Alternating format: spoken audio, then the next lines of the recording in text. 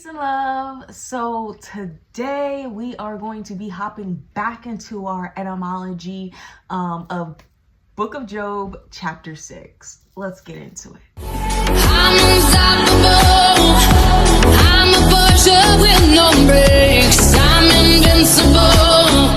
Previous videos, I have been doing the research and just giving you the answers, but I've decided, that we need to go ahead and do a few words together and just get this together, okay? And as you know, in the other previous videos, okay, this is not going to be something that takes us a little while, as we are only in verse 6, okay? I don't know if you can see, but as we are only in verse 6 where my finger is at, we still have all of this to go, all right? So if you don't remember why we do etymology, it's because, we are decoding the Bible. That's what we do on this channel, okay? We decode the Bible. We're not sitting here trying to read it for surface level and get the surface level faith that most Christians have, okay? We're trying to get that spiritual message, the actual divine truth out of the Bible, because again, it's a lot of filler and it's a lot of imaginary story and a lot of metaphors, okay? And you gotta get to the truth behind those metaphors, okay? All right, so we will be starting on a new page. But our word will be eaten, okay? And that's what I was doing over here on the tablet, was going ahead and searching the word eaten in the link that I will be putting in the description for the Multiline. I don't know if I'm saying that right, but that's the website we're using, okay? They have a lot of different sources for how they get to the root of these words, their origins, okay? Etymology is the study of the origin of words, okay? So they have a lot, and you can check out their references, you can check out their sources, okay?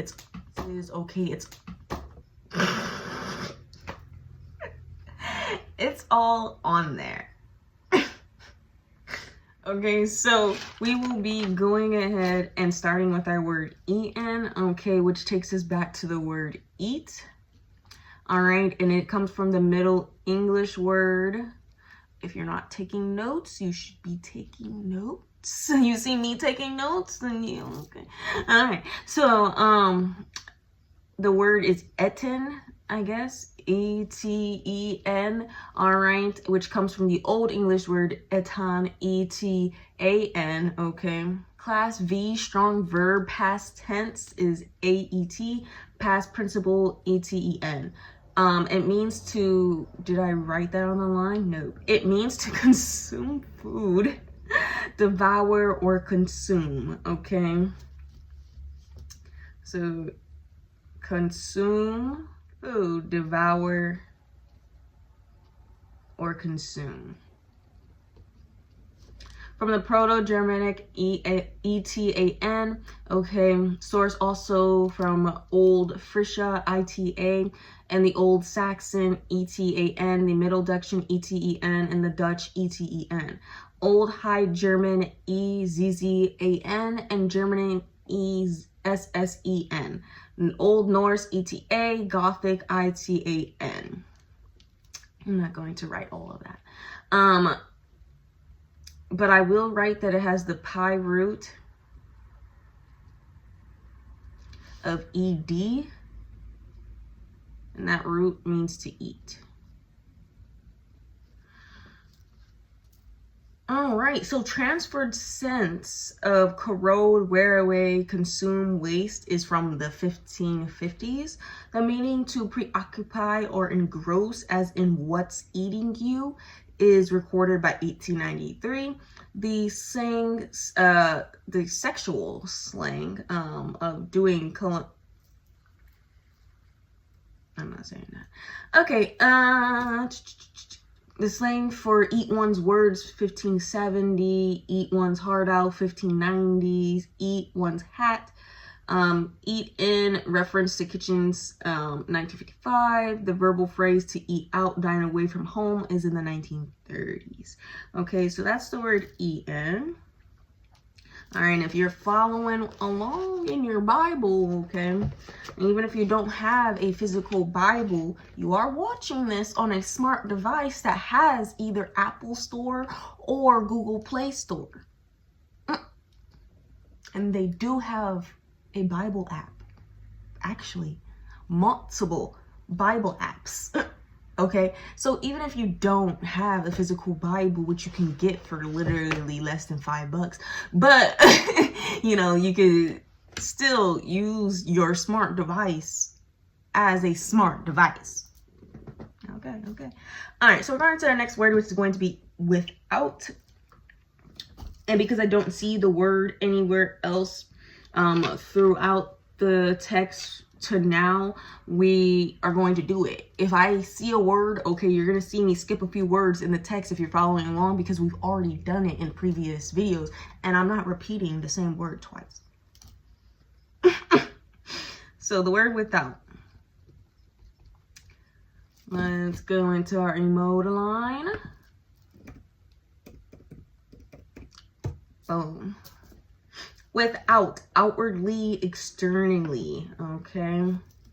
Outwardly and externally, okay. I like that. I never thought about it in that word, in that type of format.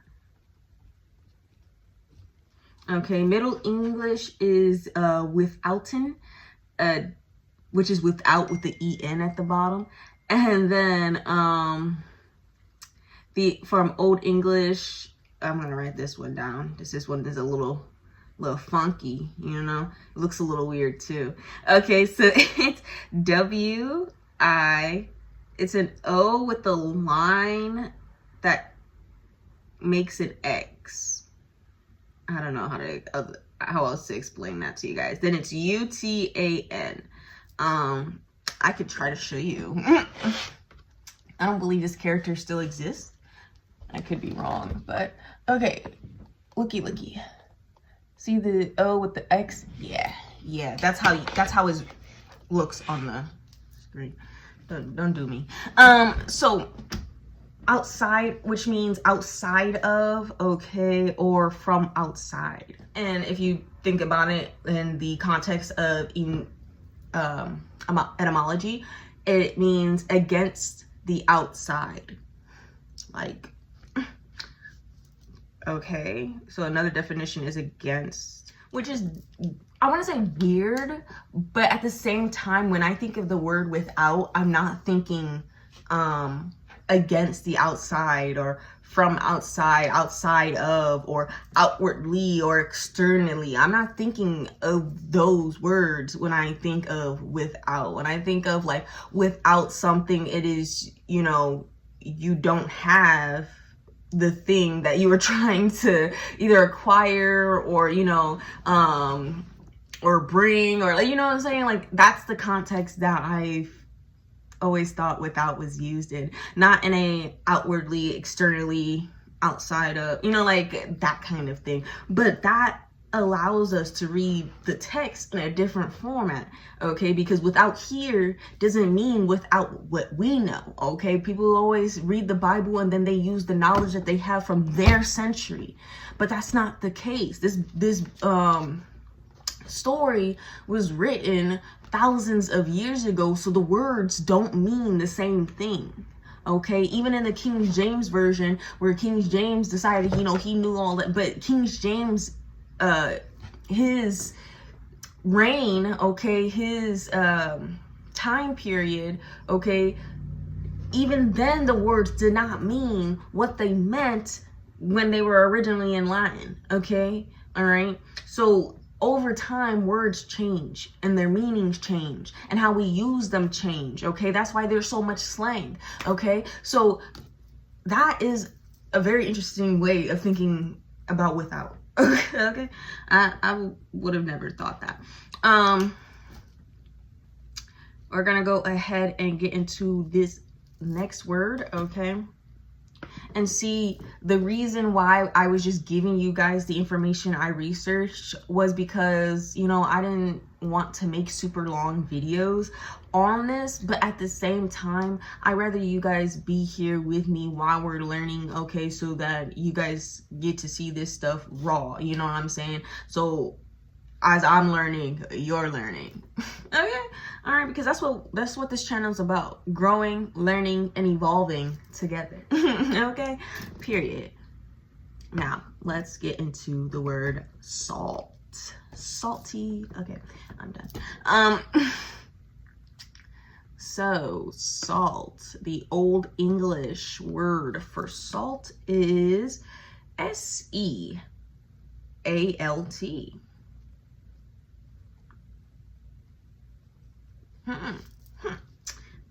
Salt, sodium chloride, abundant substance essential to life. Wow, I would have never, you know, an abundant substance that's essential to life, period. Used as a condiment and me personally. Okay. I think the important takeaway here, we all know that salt, sodium chloride, we all know that, but I like the abundant substance. Okay, we're trying to learn something new, not what we already know about the words, but what we don't know about the words. Okay, because that can help us when it comes to decoding the Bible. Okay, and truly understanding what's being said to us. Okay, like the word to you know, to hurt somebody, like to unalive somebody, right? That word, not unalive, the actual word, what it means to unalive somebody, that word has a different meaning than most would think about it, right? And we'll go over that another time. So it comes from the Proto-Germanic saltum, saltum,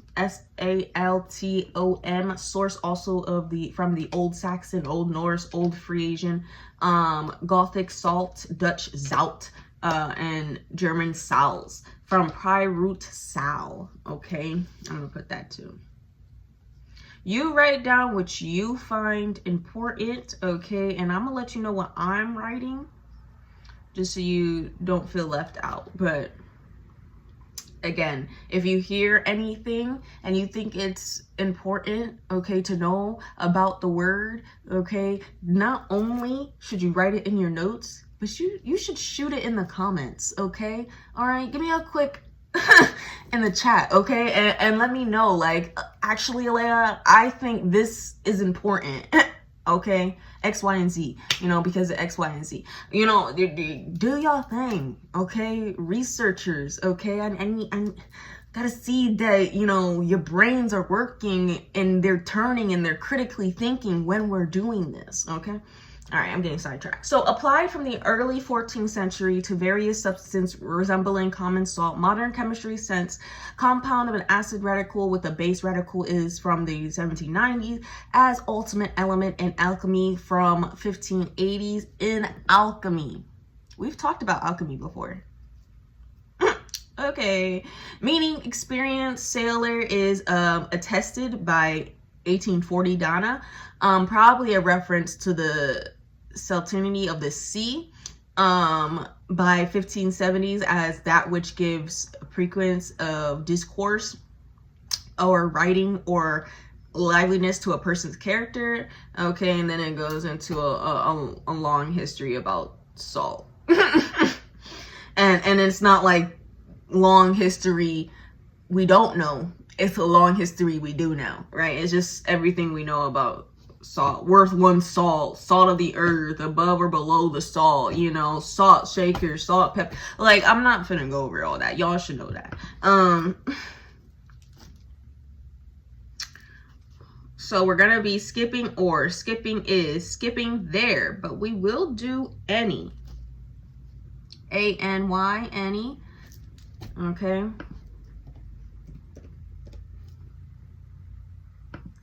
Which, if I can click on it, which means one a, or, and, some. 1, a, or, and, comma, some. All right, so 1, comma, a, or, and, comma, some. The Old English word, it's very funny. I'm gonna write it down. I've never seen that type of writing. Is the AE symbol, okay, the one that where the A and the E looks like they're conjoined twins. NIG, okay, adjective, pronoun. I can't draw the AE symbol that well, so you got to use your imagination, okay? It's like it's literally like the front of the A, right? The little shrimp, and then the E is the backhand, you know, so it doesn't have the line in the A. It's the front of the A, okay? You can tell it's an A by the loop, and then the back end is the E, okay? Do with that what you will. Anyone, literally one E. One E, like one E, like one E. Okay, from the Proto-Germanic word, it's gonna be AINAGAS. I'll say it one more time, AINAGAS. Source, also from Old Saxon, Old Norse, which is integer, and Saxon was inigen.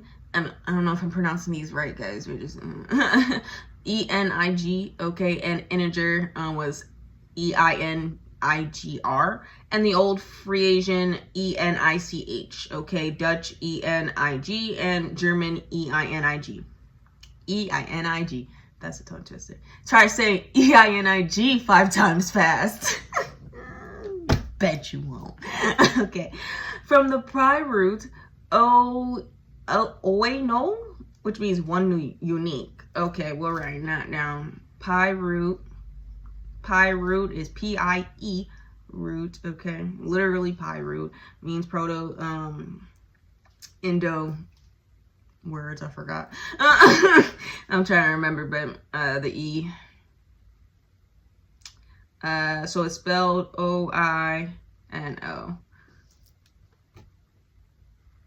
Remember, so that, you know, when it says Proto-Germanic, that P stands for the Proto. And I think it's European, Indo-European, something like that, guys, something like that. You don't have to quote me on it. You can do your own research, which I beg you to do. Okay? I strongly do beg you to do your own research. So let's go ahead and get one more word in for today. I'm not going to make this super long, but I do want you guys to learn something. So let's go into the word taste. Interesting word. And I'm gonna read the verse for you guys, so you know, like, you're like hearing these words and you're like, what is it even saying? Like what? Okay, so the word taste is a verb, but it's in the 13th century it was tasted, like TASTEN. Okay, so in the 13th century, we had the word TSTEN, all right, and it means to perceive the flavor of.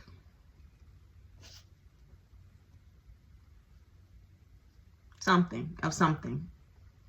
Okay, take a little food or drink, try the quality or flavor of, okay. Then you have the Old French word, which is taster. Don't know if that's how you say it in French, but it's TASTER, which means to taste, sample by mouth, or enjoy. Which is like, you know, I'm not putting the to taste, but we will put sample by mouth.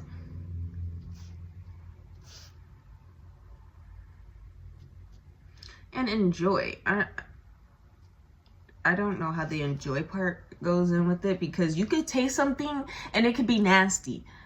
Okay. So earlier, so early 13th century, it meant to feel, touch, pat, or stroke. Get your mind out of the gutter. Okay, 12th century modern French word was tater.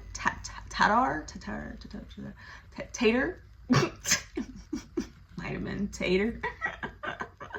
So it's T-A-T-E-R, and then from vulgar Latin, okay, and taster, which is apparently an alteration, perhaps influenced of gaster, to taste, take a little of taxture.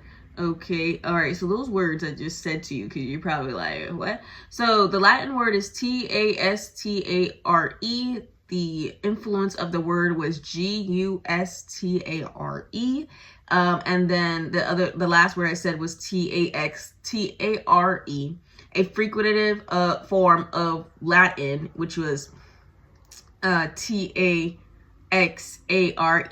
which means evaluate and or handle. Okay, so I'm gonna put that Latin word, T-A-X-A-R-E, and that it means evaluate or handle. Also, yeah, it means to touch, to handle, okay, to have an experience, or knowledge of, okay, so like whether that's bliss or bitterness. And then the meaning exercise the sense of taste is recorded in the late 14th century. All right, so everything else we kind of know about this word, so we're gonna move on from that. All right, so yeah, that was our etymology discussion for today. Okay, but we will be back here doing some more words. Let me go ahead and read this really fast so you guys know what verse we're in. Book of Job, chapter 6. The verse entails, can that which is unsavory be eaten without salt? Or is there any taste in the white of an egg? All right, that right there was so metaphorical. I don't know what to tell you, but that's why we're breaking it down. Okay, so we're understanding what these words mean, so we're able to further break this down. Okay, all right. All right, and you guys remember, I will see you guys next week. Okay, remember, we speak love, justice, and peace. Y'all have a blessed day. Amen.